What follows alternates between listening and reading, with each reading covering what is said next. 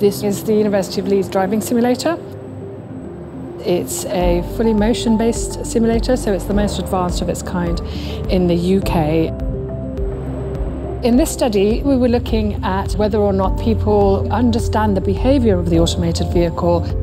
When it's in automation, it means that basically it will keep to that speed limit, it will stay in the centre of the lane, and at that point they can take their hands off the steering wheel, their foot off the gas, and then it will drive for them.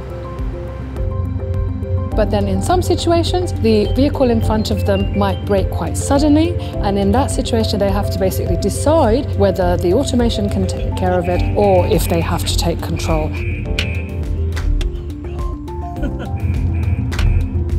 Just didn't see it, and by the time I saw it, it was too late. So yeah, got too confident, really. With this, we basically show that when people are not in physical control of the driving, then they start to lose attention, and they need that kind of physical control and monitoring to understand when they have to be in control, otherwise they'll crash.